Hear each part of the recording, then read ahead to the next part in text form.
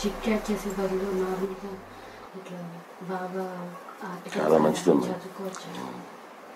చదువుకోవాలి. ఎందుకు కూర్చొని చిట్ చాట్ చేయటం ఫోన్లో? వాళ్ళ టైం వేస్ట్, నీ టైం వేస్ట్. వాడు నీ టైం వేస్ట్ నువ్వు అనుకుంటుంటావు, వాళ్ళ టైం వేస్ట్ నీ ఫోన్ చేసుకోవాలి అనుకుంటుంటాడు.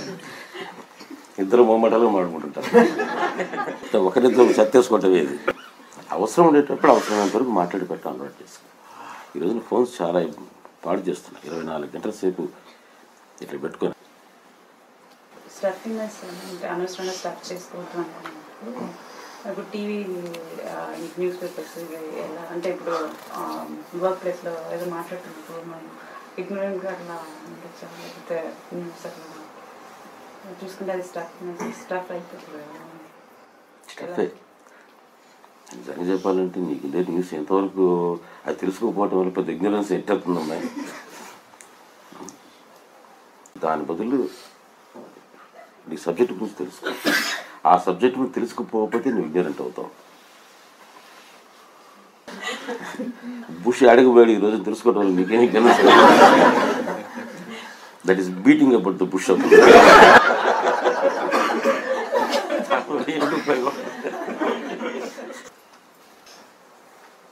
మామూలుగా చెప్పే ఉదాహరణ ఉంటుంది.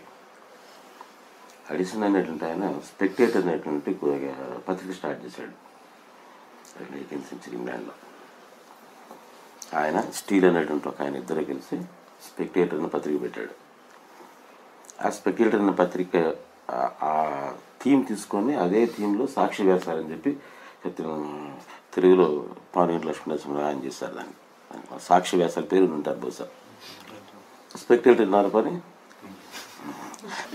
ఆయన ఫస్ట్ ఆర్టికల్ రాస్తూ ఈ పత్రిక ఎందుకు పెడుతున్నావు అనే దానికి ఆయన చెప్పాడు. ఎక్కువ మంది మార్నింగ్ అప్పటి ఇంగ్లాండ్లో దానికి ఇంగ్లీష్ వాళ్ళకందరికీ అలవాటు ఉంది. ఫస్ట్ నిద్ర లేవంగానే ముందు వెదర్ గురించి మాట్లాడతారు, ఇన్వేరియబుల్ వెదర్ గురించి మాట్లాడతారు. టుడే ఇస్ వెరీ వార్మ్ అంటారు, ఓ సన్నీ అంటాడు. అది మాట్లాడకుండా మాత్రం ఊరుకోలేదు వాళ్ళు. ఆ తర్వాత కాసేపు అయిన తర్వాత పాలిటిక్స్, కాసేపు సోషల్, కాసేపు డ్రెస్, వీటి గురించి అనమాట. రోజు ఇదే స్టఫ్. బయటికి వీడు వాకపోయాడంటే వీడికి తెలిసినటువంటి వెదర్ రిపోర్ట్ వాడికి ఇస్తాడు, వాడికి రిపోర్ట్ వీడికి ఇస్తాడు.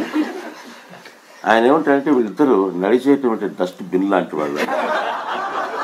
వీడు కొంచెం చెత్త పోగేసుకుని ఉంటాడు, వాడు కొంచెం చెత్త పోగేసుకుంటాడు. అలా పోతే అలా వీడంటాడు, వీడు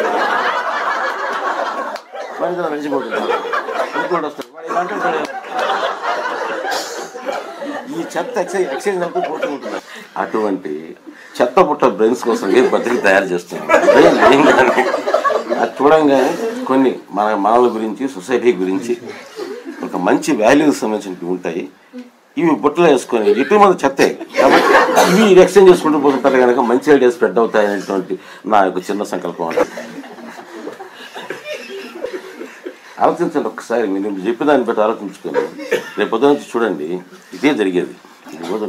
నువ్వు ఆ సినిమా చూసాను ఏముందరా, అది సరేగానే నేను చూసాను, అదేంది అది చూసాను నువ్వా, వాడి చెప్తుంది ఇస్తాడు, అట్లా ఎక్స్చేంజ్ ఆఫ్ చెత్త అనమాట.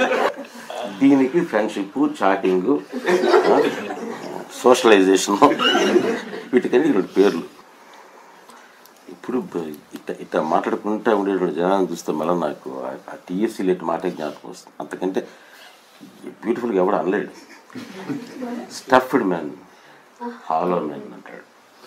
స్టఫ్డ్ మ్యాన్ అంటే ఇప్పుడు మనం దిష్టి బొమ్మలాగా పెట్టుంటాం, ఇది కాకుల్ని వీటిని తరవడానికి.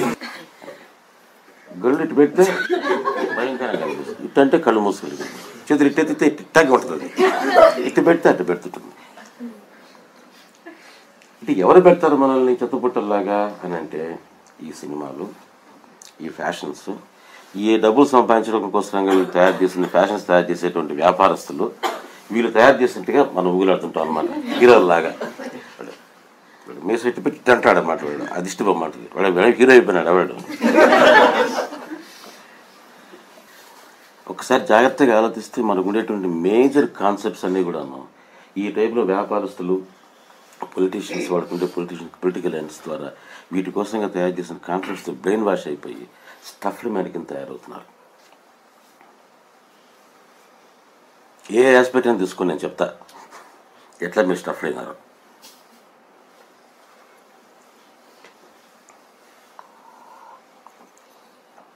వితౌట్ స్టఫ్ ఉంది.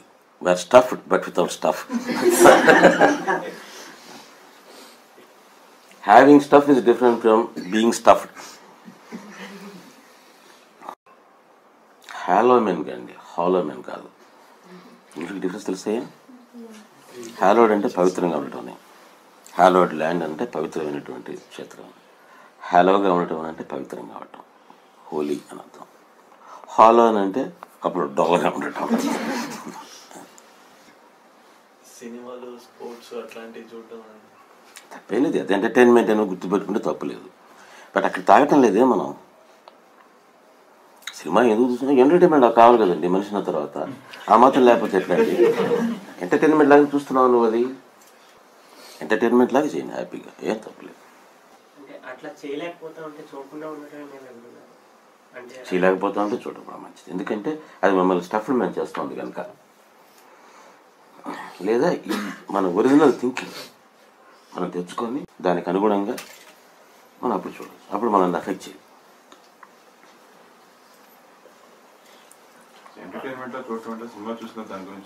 సినిమా చూడటం అంటే ఏంటయ్యా, వాడు ఎవడో యాక్టర్ ఉన్నాడు, వాడికి వేషాలు వేసుకోవటం వృత్తి. 4 వేషాలు వేస్తాడు రంగు పూసుకొని, 4 ఫైట్లు చేస్తాడు, 4 పాటలు పాడతాడు, బాగుంది సరదాగా ఉంది అంతే, అక్కడ వదిలేయాలి అంతవరకు. అలా కాదు, ఇక ఆ హీరో కోసం ప్రాణాలు ఇచ్చేస్తాం. ఆ హీరోల కోసం ఏమైనా చేస్తాం. మా ప్రాణాలు ఇస్తాం, వీరైతే పక్కన ప్రాణాలు తీస్తాం. ఒక్క విషయం ఏంటంటే సింపుల్ రియాలిటీ మర్చిపోతాడు. వాడు వేసేది వేషాలే. ఇక్కడ వాడు వేసిన వేషానికి అనుగుణంగా వాడి నిజ జీవితంలో ఉండకపోవచ్చు. 90%, 99.999% ఉండరు. మనం చూసేటువంటి అబద్ధం.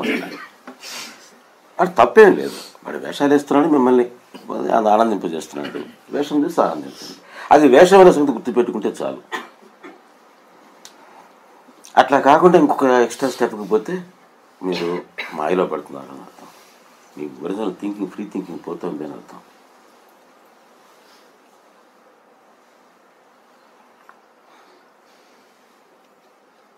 ఆ పాత్రలో ఉండేటువంటి వ్యక్తిని ప్రేమిస్తున్నారు తప్పితే ఆ పాత్రను ప్రేమించడం లేదని అర్థం.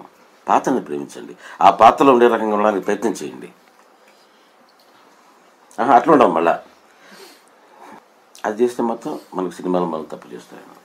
అది ఎంటర్టైన్మెంట్ అయిపోయింది. అప్పుడు వాడు బాగా చూశాడు, స్క్రిప్ట్ బాగా రాసుకున్నాడు, డైరెక్షన్ బాగా చేశాడు, డైలాగులు బాగున్నాయి, 100 రోజులు ఆడుతుంది. అన్నీ బాగుండాలని లేదు, ఒకటి పోతుంది. వాడి చేతిలోనే ఉండదు, మిగతా అందరి చేతిలో ఉంటుంది. 50 రోజులు ఆడితే ఒప్పుకోకుండా వాడికి 100 రోజులు ఆడించాలనుకోండి కరెక్టా? దానికోసం వీడు తాపత్రయపడటం కరెక్టా? దాంతో మనం గొర్రెల్లాగా తయారవుతున్నాం లెక్క. అది కరెక్ట్ కాదు.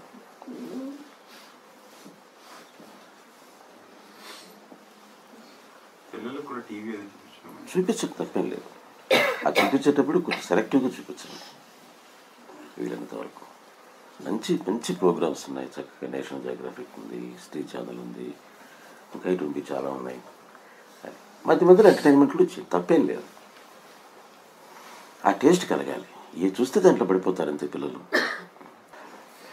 వీలైతే పిల్లల కోసంగా వాళ్ళ రూమ్లో వేరే టీవీ పెట్టి ఈ ఛానల్స్ని సెలెక్ట్ చేసి మిగతా ఛానల్స్ని లాక్ చేసి హ్యాపీగా చూడమని చెప్పి చూసుకుంటుంటారు. చూడటం తప్పని కాదని నేను చెప్పటం. ఇవి కూడా చూడవచ్చు. ఇవి చూసుకోకుండా జాగ్రత్త పడండి. వేషాలు వేస్తున్నారు అనే విషయం గుర్తుపెట్టుకోండి. చాలా అక్కడ తిరిగేది వేషాలే. సరదాగా చూడవచ్చు. ఇప్పుడన్నా కాసేపు చూసాము, నవ్వుకున్నాము, జోక్స్. ఇప్పుడు నా సత్సంగం విన్నట్టుగా కాసేపు సినిమా కూడా చూడండి. జరిగింది ఏదో పాస్ట్ టైం.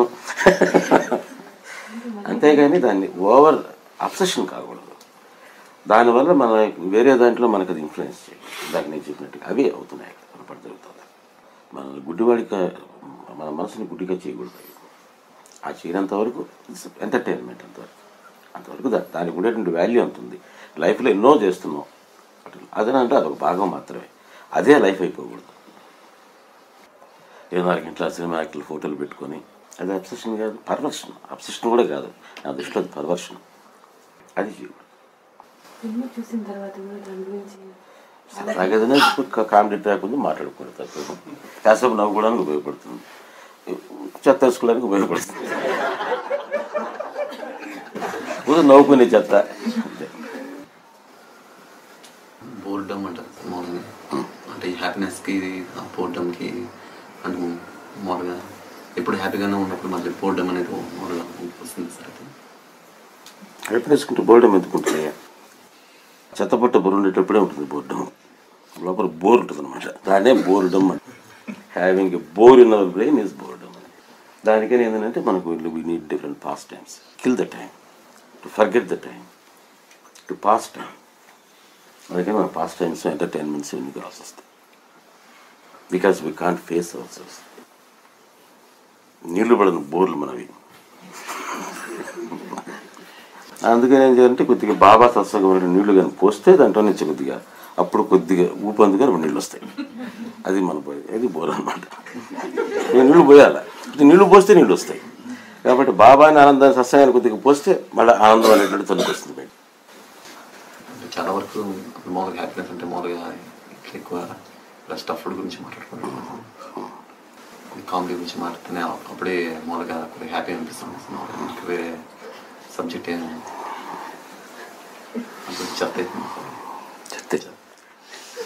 చెత్తే కానీ మనం ఒకసారిగా మరీ చెత్త కాకుండా కొద్దిగా ఆనందపడేది, ఇట్లా ఆనందం నవ్వుకున్నాం కొద్దిగా బెటర్ చెత్త.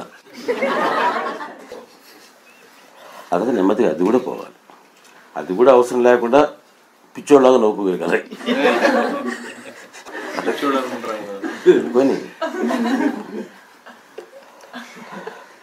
అట్లా నవ్వుకునే పిచ్చోడికి ఎవడో అనుకుంటాడు వాడు అనుకుంటాడు పిచ్చోడు కాదు. అట్లా తన్నుకొని రావాలి ఆనందం. అట్లా ఎప్పటికప్పుడు వాళ్ళ ఆనందంలో ఉంటారు కనుకనే వాళ్ళ పిచ్చోళ్ళలాగా కనిపించారు వాళ్ళందుకనే తన్నది బాలోన్మత్త పిశాచవర్త అని వాళ్ళ కారణం. అది చిన్నపిల్లలు కూడా చూడండి, ఊరికి వాళ్ళగా నవ్వుకుంటుంటారు. వాళ్ళకేం పెద్ద అవసరాలు లేవు, వాళ్ళకి కామెడీ ట్యాక్ చెప్పాల్సిన అవసరం లేదు. చిన్న ఈ లైట్ ఇచ్చేస్తే లైట్ హ్యాపీగా ఆడుకుంటుంటారు. ఇదే ఆనందం. దాని వాల్యూ ఏంటి, దాని ఇదేంటి ఏం చూసుకోవాలన్నమాట. అది పిల్లవాళ్ళు అంటే. అయితే ఉన్మత్తుల్లాగా పిచ్చివాళ్ళలాగా కనిపిస్తారు అని చెప్పిన కారణం అంటే వాళ్ళ ఆనందానికి వేరే బయట నుంచి కారణం ఏం అవసరం లేదు, మనకు అవసరం ఉంది. మనం పిచ్చివాళ్ళం కాదు, వాళ్ళు పిచ్చివాళ్ళ కింద మనకు అనిపిస్తుంటారు మన పిచ్చేది. ఎందుకంటే మెజారిటీ ఉందనుకో, పిచ్చాసుపత్రిలో డాక్టర్ పిచ్చివాళ్ళే ఉంటాడు. రకరకాల పిచ్చిల్లో పెట్టుకుని మనం పిచ్చోళ్ళం కాదు, ఏ పిచ్చి లేని ఆయన పిచ్చోళ్ళ కింద కనిపిస్తుంటాడు. నవ్వుతూ ఉండడమే హ్యాపీనెస్. నవ్వుతూ ఉండటం కాదు, హ్యాపీనెస్గా ఉండేటప్పుడు కొంతమంది నవ్వుతారు, ఎక్స్ప్రెషన్ మాత్రమే. నవ్వుతూ ఉండడం మళ్ళీ ఇవి అంత లోపల మనసు హ్యాపీగా ఉండటం. సైలెన్స్గా ఉండడం అంటారు కదండి, అంటే అర్థం ఏంటండి అది? సైలెన్స్ అంటే మాట్లాడడం, లేదా చెత్త వేసుకోకుండా చెత్త వేయకుండా ఉండడం, అదే సైలెన్స్. ఈ రెండు చేయకుండా ఊరుకుంటే ఊరుకుండుట తెలియ ఉత్తమ యోగం బాగుంది.